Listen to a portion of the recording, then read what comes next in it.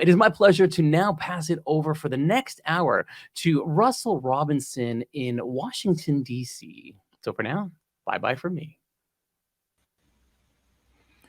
Hey, Keybar, that was a nice hour you had, man. Thank you so much. I was locked in. I mean, I got some. I'll be sticking around for yours too. So I look forward to it. I got some heavy hitters, man. Yep. I mean, you did nice, but I got some heavy hitters. But Looking good forward stuff to it. there, man. Absolutely. All right. Hey, everybody. I'm Russell Robinson. I'm in Washington, D.C. I understand it is the dinner hour in the UK.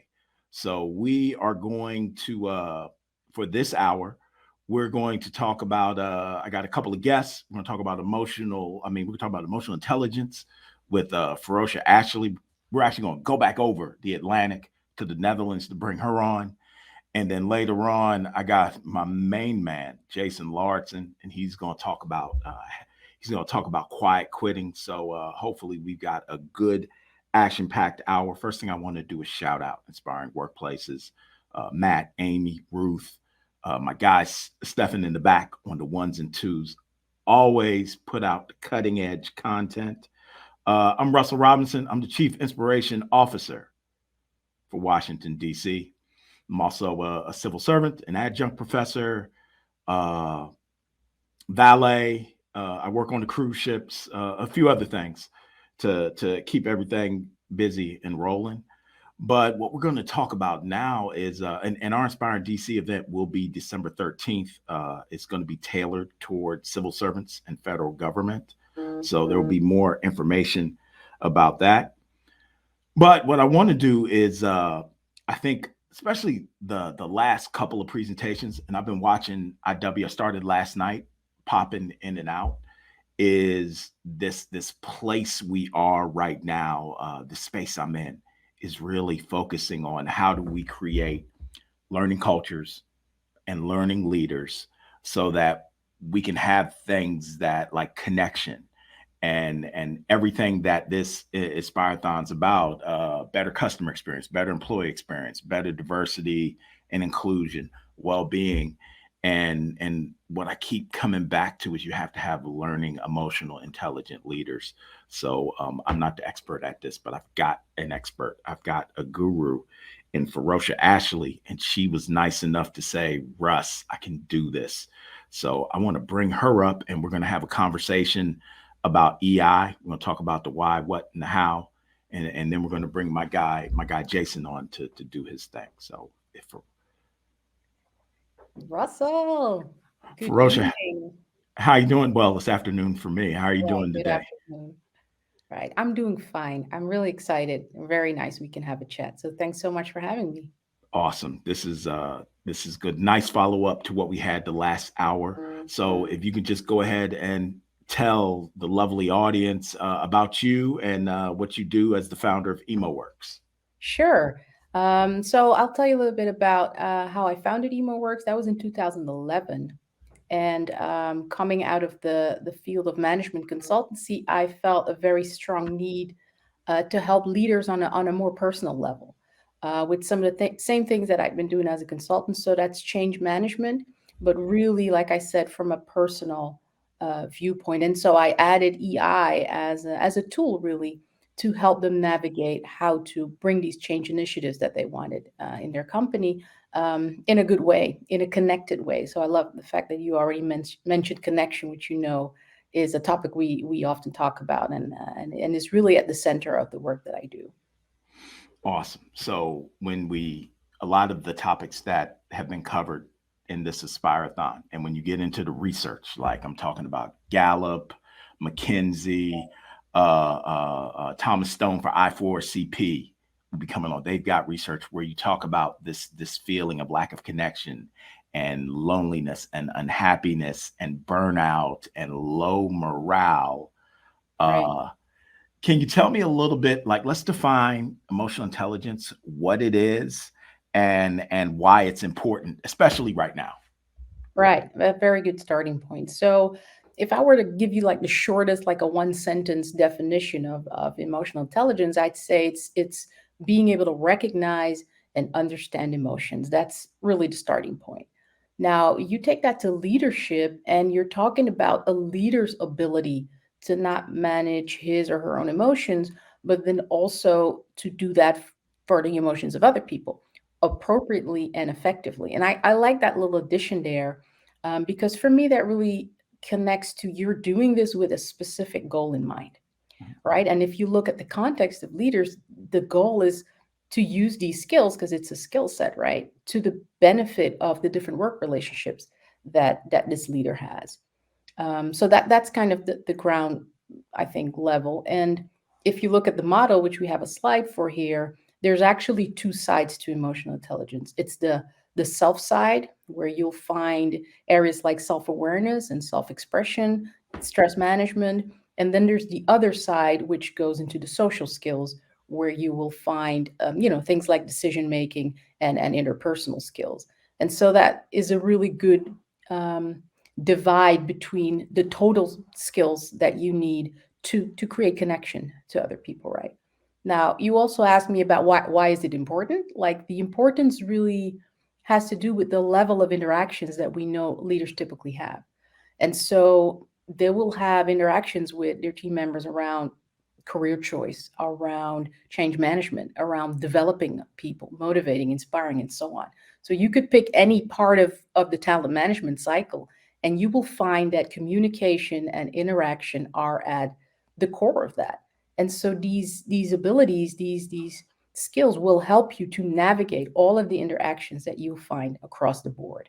And I think especially, and I'm sure we'll touch on that later in the conversation, in the time that we live in, it's even more important that we have a focus on these skills. And we'll cover reasons why, but I think that's really at the start of it.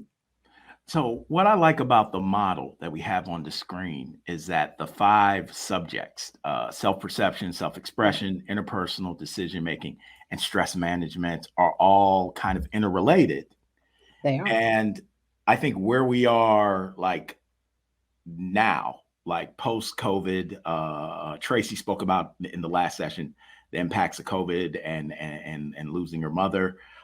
Me being in the States where we have things like social justice and protests and not here, the war in Ukraine, politics, all of these impacts are really heightening, like, to me, the role stress plays. For sure. Yeah. And explain to me how, make it clear how the stress management part of the model is really linked to like self perception on one side, but then also decision making on the other.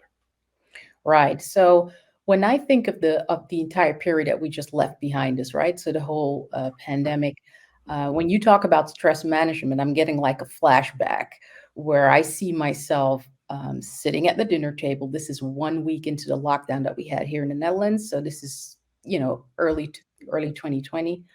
And across from me is my 8-year-old, right? And we are trying to figure out how to do this distant school thing with a school that is totally not prepared.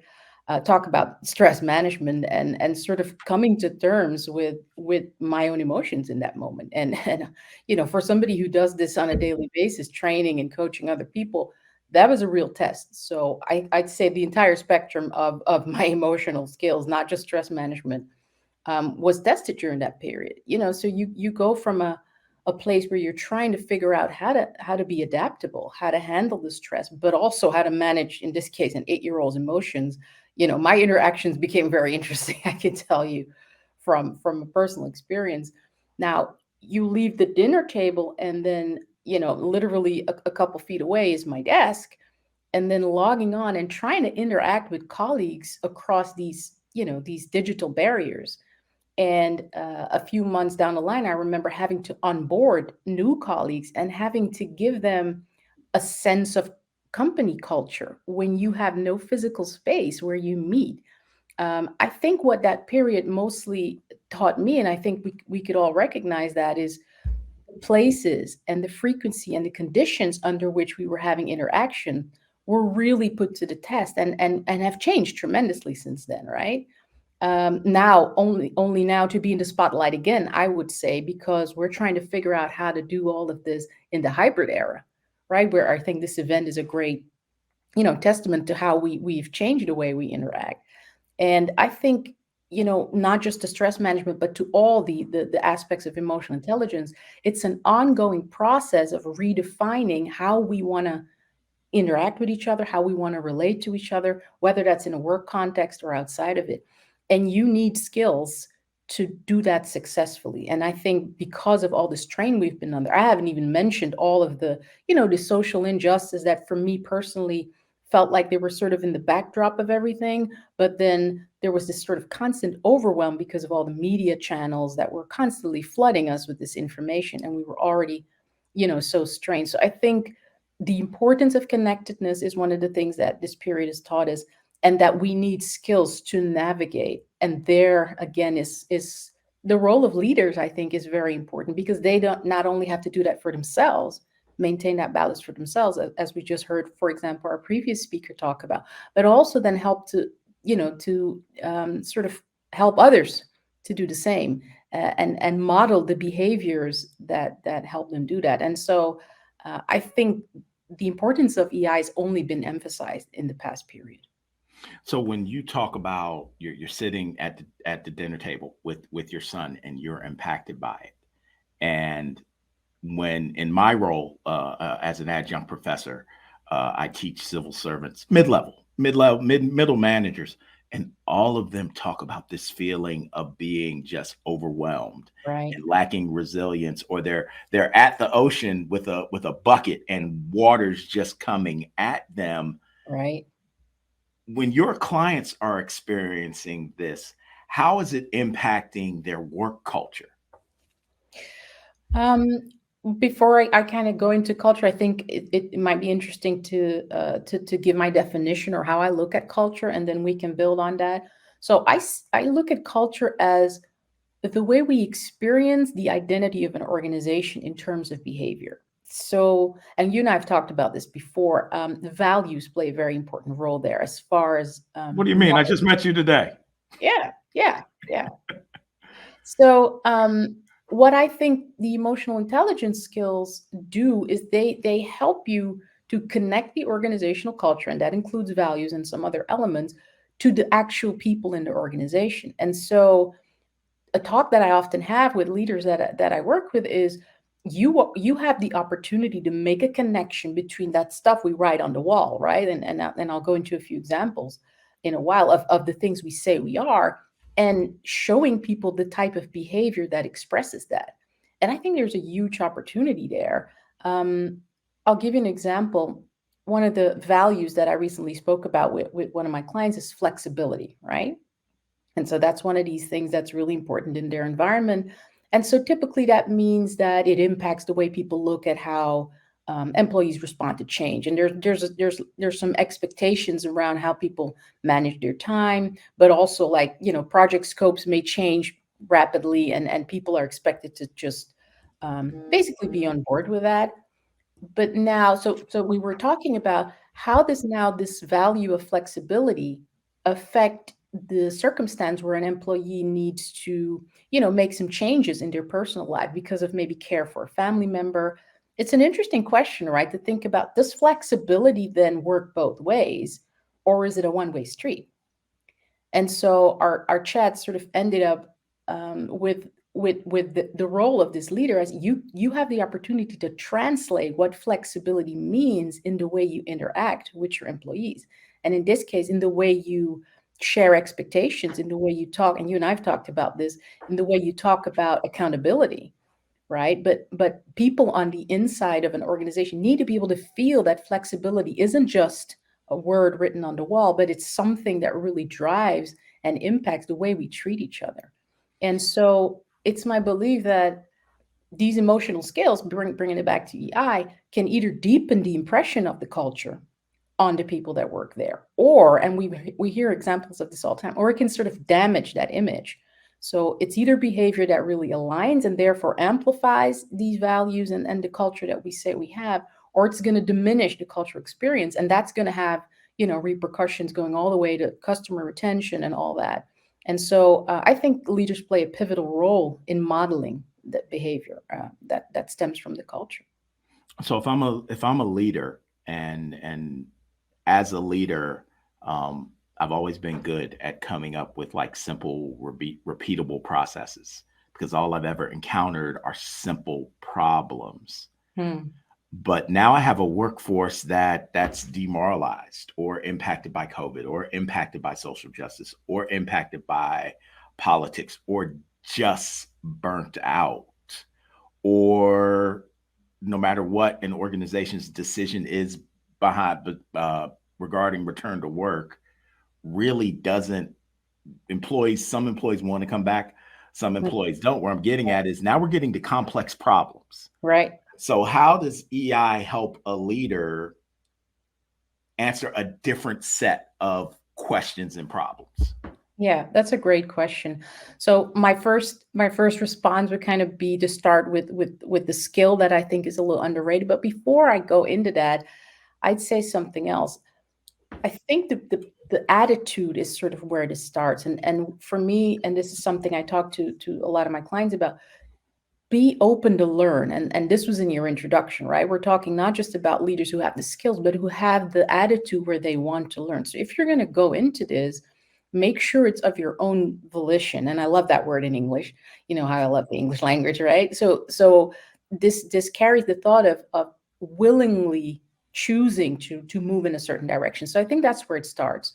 And then building on that, one skill that I think is hugely underrated and that really, interestingly, the speaker before us mentioned as well, is listening. To me, it really starts with listening. So that's what I tell any leader who's trying to sort of unpack these more complex, assignments. And it's about listening with the intent of truly understanding not just the meaning of the message, but the messenger. And I think where that is different from, I guess, the listening that we usually do. Like I use listening as active listening as a tool in my trainings, right? So this is sort of where you focus on doing certain things, kind of like tricks to make sure the other person feels engaged. I like to sort of deepen that, and I call that connective listening because I think there's something about wanting to maintain that long-term relationship beyond just the moment or the interaction that we're having right now.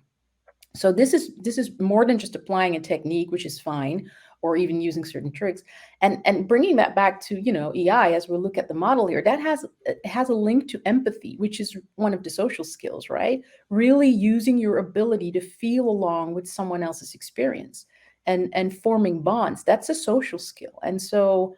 You and I have a lot of chat about, okay, so how do we sort of break that down and make it practical? So I'd say break that down into three practical steps, right?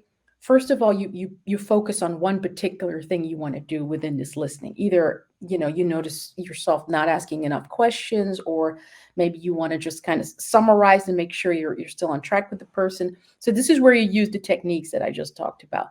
But the point is, you make a conscientious choice. You want to listen, and you want to listen to what's really being said by the person who's saying it. Now, one question that I ask my leaders sometimes, and I'm still surprised at the reaction sometimes when they go out and try this, is how well have you actually listened? Or you can flip that around before you step into a conversation with one of your employees. How well do you really want to listen? That goes into awareness, right? So how aware are you of the value that just listening carefully is going to have in this interaction with the person? And then to finalize that, so step three for me would be just at the end of it, ask your conversation partner, how well do you feel I've listened to you? Are you, if you say you really want to learn and you want to grow, ask them, just listen, take it, you don't go into extensive feedback. And I think over time you will find that you can broaden that and kind of go into, are you comfortable sharing your needs with me? Our previous speaker talked about how valuable that conversation with her leader really was, and how it helped her to resolve something as, eventually down the line, something as complex as burnout. I think that's a great example of how sometimes a really simple step can, lead to a lot more for leaders, especially the ones that find it difficult to bring all these complex problems, back to where do I start? So start with that attitude, listen, break it up in steps, and involve the other person. I really think it sounds very basic, right? But I really think that's where we need to start breaking these complex things down. So I'm gonna drop a book plug in because while EI is your thing, employee voice and silence is my thing. Right. Uh, One of the best books I read last year is Are You Listening by Kate Murphy. And what the Right. focus of the book is, we are asking employees for feedback all the time, but have we prepared leaders to listen, respond, and act on that? So that's a really great book. Absolutely. Yeah. So if I'm intrigued by this, I am a command and control, technical, authoritative leader, and I want to dig in more. What are some books and articles? And it's cool because I'm asking a question. I'm about to flip the slide with the answer. What are some books and articles, and how can people get more of some of that practical coaching that you do? Yeah. So I've broken it down. So Daniel Goleman was really essential in the groundwork that he laid around the concept or the construct of emotional intelligence. And so if you really want to go back to that, he explains the concept that is now, the basis for a lot of assessments and tools that we have of EI.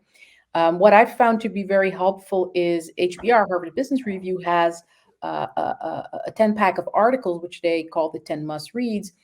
So if you're more of an article person and you kind of want to skip per topic, I particularly like that article they have on what makes a leader, because it really shows the interaction of all these, these different parts of the skill set to the leadership role.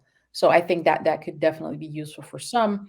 And then I think the book of Travis Bradberry, Emotional Intelligence 2.0, is really for if you want to get like a very practical, ready to apply way of delving into the individual skills. So that's kind of how those three different sources are separated. Now, if people want to get to work on this personally, what I've done for our listeners today is I have a very practical ebook, 3 practical ways in which leaders can start using emotional intelligence like today. So it's not going to be a long read. Scanning the QR code will get you to the page where you can get that for free. And then there's a very simple EI package where you get an assessment and you can create a starting point for yourself as a leader to try and figure out what are my strengths and what are my development points in this area and how could I get to work on it. And you will find all the information on the page if you scan it.